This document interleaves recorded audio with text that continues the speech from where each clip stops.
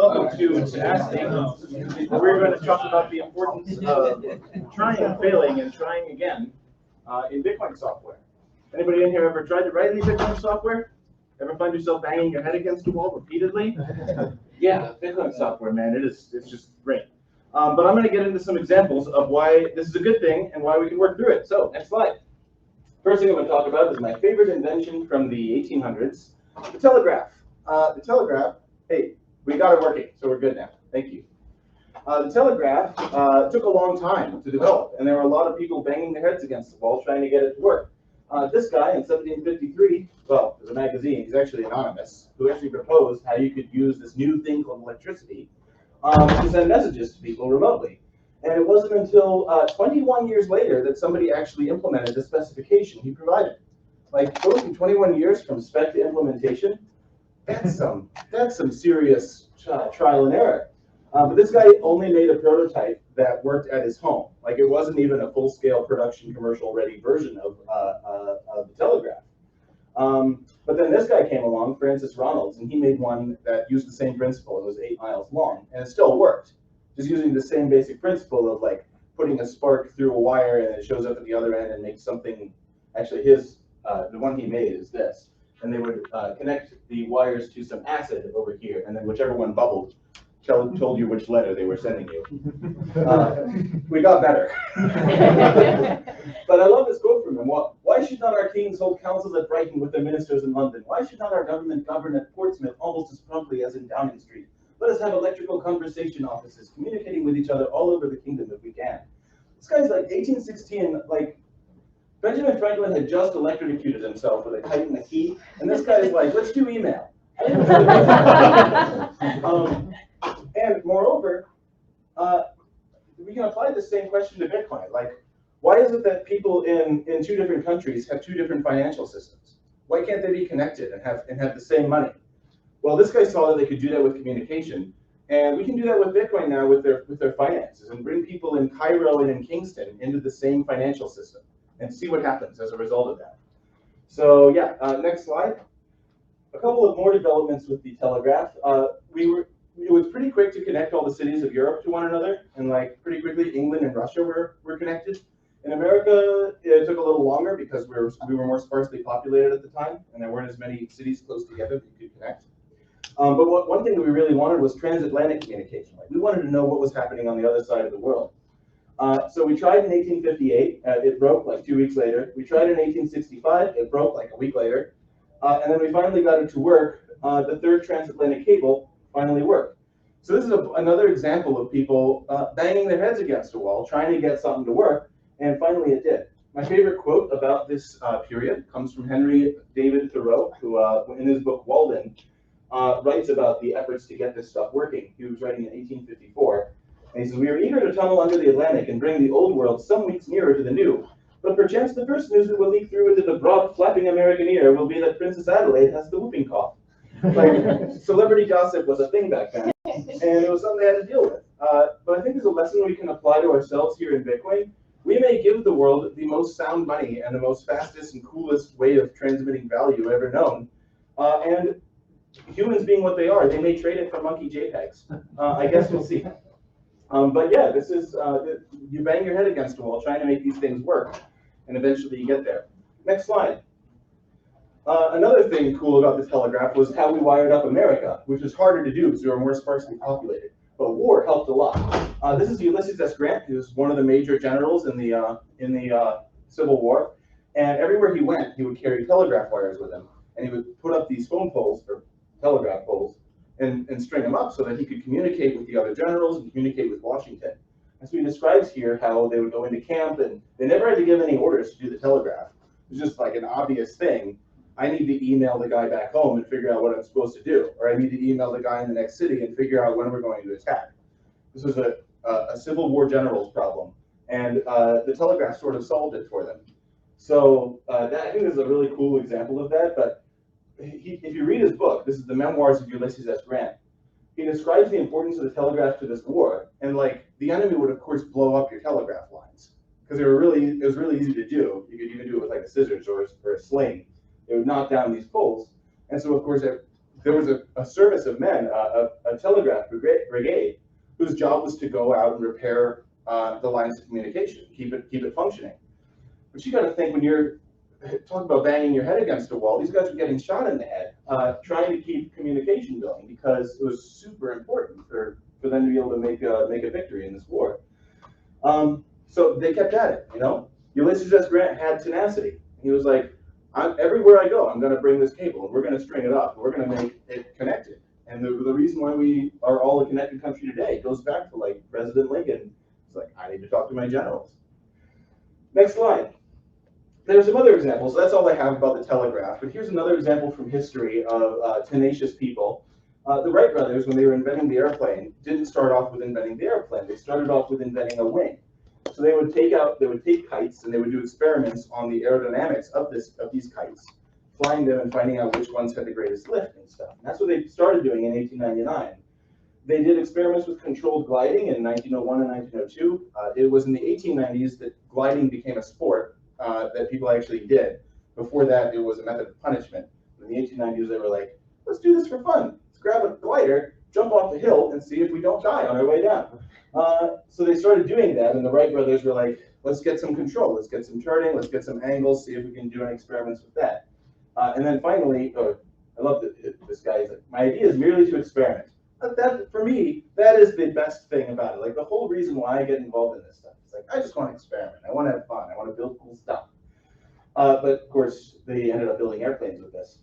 The flight at Kitty Hawk happened in 1903 when they first got it to, like, take off from a runway, fly a little bit for like 14 seconds, and then land. And that was really exciting. But they couldn't even turn. They hadn't implemented turning yet. That didn't come till the next year, 1904. These guys, that's five years. 5 years of working on this thing to get it working. Imagine if you're working on software and you're trying to implement whatever it is you're trying to do, and it takes you 5 years. Keep at it, guys. These guys knew how to do it. Next slide. Electric light experiments. One of my inspirations is Thomas Edison, who's so much smarter than that fool Tesla. He began to use everything in nature that he could lay his hands on when he was trying to build the light bulb. He had so many problems to overcome, like getting a vacuum inside a perfect sphere. That was really hard. Getting a ball that wouldn't break when the air heated up due to the incandescing thing. And it says down here, he made 6,000, no fewer than 6,000 different species of vegetable growths to be tried as filament. They would take, like, bamboo reeds, and they would put carbon on them because carbon incandesces. They would infuse it with it so that the reed wouldn't burn, and then they'd try that. But he did just of the different things to make the filament, 6,000 different experiments. This guy was tenacious, but he knew what he wanted. He knew he wanted this light bulb. He knew he wanted it to work. And get that tenacity, guys. Next slide. This is where you need to be. This is the autism spectrum. On this side of the autism spectrum, we've got Tom Cruise. He's like, he probably flies airplanes or something. He's like a really cool, fully non-autistic person. And over here, we got Dustin Hoffman from Rain Man, who is the epitome. Like, this is fully autistic. This guy's got routines, focus, sheer commitment to obtaining his outcome. So the sweet spot for Bitcoin developers is like, you want to be fully on the autistic side of the spectrum. Where's your picture?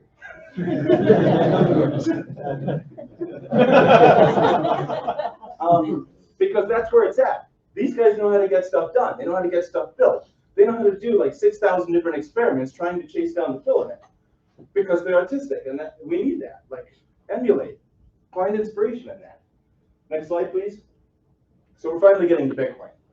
Bitcoin also has examples of it taking a long time to make. 1998 was when somebody figured out that we could do a decentralized currency using a shared ledger, private keys, and then you had this weird price oracle thing who set the value of the money. That was a bad idea.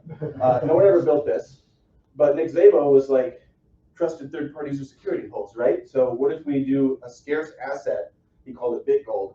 What if we create a scarce asset, and then as long as there's demand, the price will be set naturally without needing someone to set the price of it? So he came up with this idea. Still no implementation, no code. BitGold never came out. He was like, here's the spec, here's what we can build. And then Satoshi comes out, and this quote from him, he actually says, this is an implementation of B-Money and BitGold. That's what Bitcoin is. It wasn't new. It was an implementation of these two ideas. that had come before him. But look how long it took. 11 years? It took 11 years to go from the spec to the reality. That's tenacity. You know, Satoshi had it. He knew what he wanted. He went after it. And it took a long time, but he got there. Get that in, you guys. We need that. Next slide. SegWit. SegWit took forever. Proposed back in 2013 when they were trying to figure out how to deal with this thing called the malleability attack. That's what Mt. Gox blamed for taking them down, was people were doing this malleability attack and stealing Bitcoins from them. Luke Dasher and Peter Will figured out that you could do this as a soft fork. These guys back then had seemed to think you needed a hard fork to do this, but we figured out how to do it as a soft fork, and then we made a bit. Peter Will, is he here at the? No, he's not. So, but that was his idea to do a bit, and then miners rejected it. They were like, "Nah, I don't understand why it broke their ASIC boost thing, but they had this technique that they could use to skip checking certain nonces or something." And they, for some reason, SegWit broke it. So they didn't want to signal for it. And so it took a whole another year to get SegWit activated. Now, a lot of the people during this period did not have tenacity, unfortunately, and they left. Like, they were like, this is taking too long, and these big important changes that Bitcoin needs doesn't have enough interest from the stakeholders. But there were people who stuck around and saw it through. They were tenacious. They had tenacity. They knew how to keep trying. And even if it starts failing, even if for a whole year, miners are just like, nah, you can get it through. You can get it done. So, next slide. I think this is it. Yeah, you got to keep trying. Huge technological achievements like Bitcoin are not usually easy. And what we're working on is more important than telegraphs, airplanes, and electric bikes, because what we're working on is financial freedom. Financial freedom for the world and for the 6 billion people who are under tyrannical governments. 7 billion if you include us.